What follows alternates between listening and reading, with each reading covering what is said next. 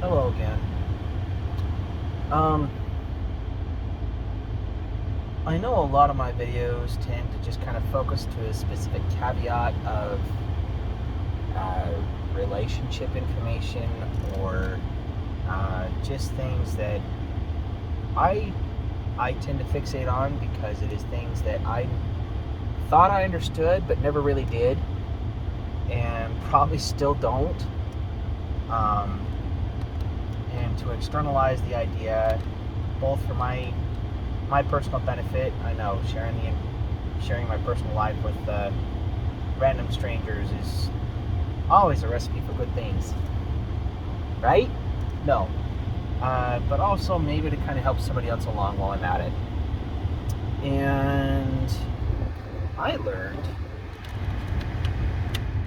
from my own experiences a lot of different things, and one of the things that I learned was that a lot of times a relationship will hit some pretty heavy rocky road patches.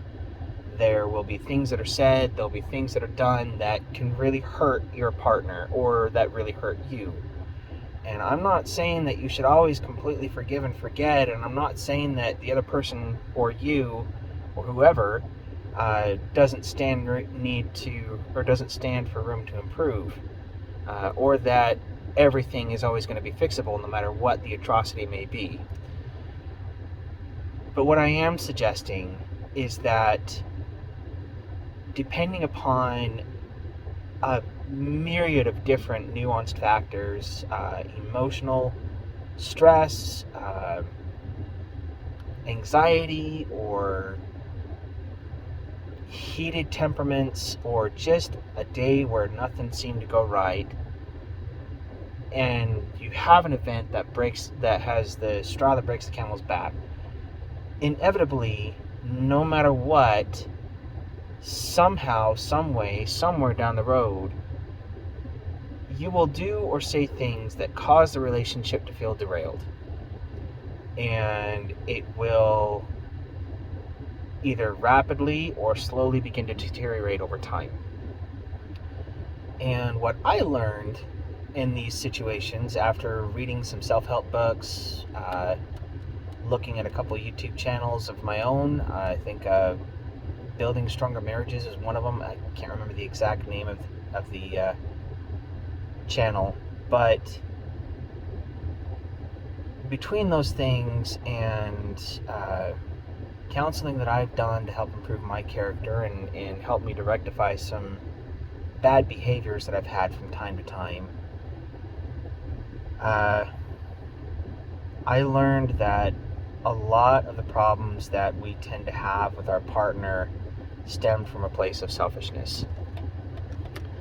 What I mean by that is you start focusing on how much you got hurt. You start focusing on how much you're the victim. You start focusing on how much you feel neglected or unappreciated or what have you. And it's really, really, really easy to get into those positions. And it's really easy to stay in that position. And gradually, slowly but surely, even if the two of you still care about each other, your language and your attitude and your demeanor towards one another is, well, in my experience, probably subconsciously driven to hurt the other person so that they feel the pain that you feel.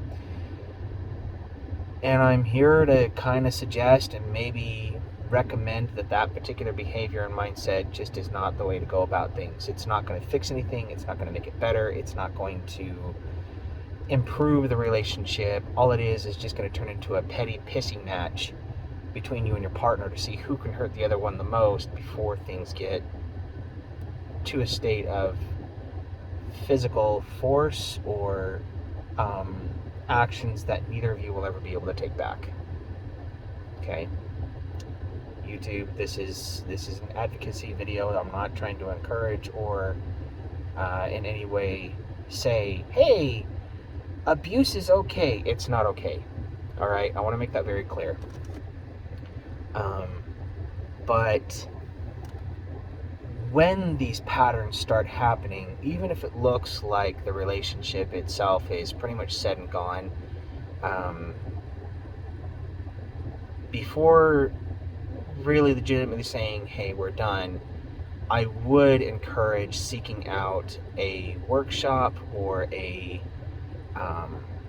relationship counseling session or something, because I'm sure there's a lot of relatively inexpensive, or if you're perhaps a member of a religious organization, they might have some services that they can help fund and support to help you on your way, or something there that may be able to provide a decent course for you to use.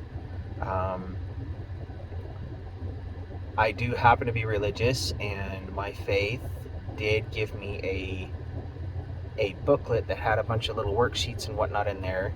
But we also went to a 8-week class, and this class focused on various dynamics: anger issues, stonewalling, passive aggressive behaviors, listening to your partner, a myriad of things that hit on a bullet point of a lot of the common problems that relationships often tend to get, communication barriers and how they break down. And I learned through that particular situation that as much as I felt hurt by my partner at times, I had to sit there and realize that I had been guilty and caused a lot of these same problems myself. I don't want to get too personal by any means, but in the same sense, especially if people that I know end up ever seeing these videos, I don't want to try and get too personal by any means, but I also want to try and make it clear that you have to start really looking at the relationship as a you and me versus the problem, not me versus you. You have to start looking at the relationship as, I want to treat this person better than I treat myself.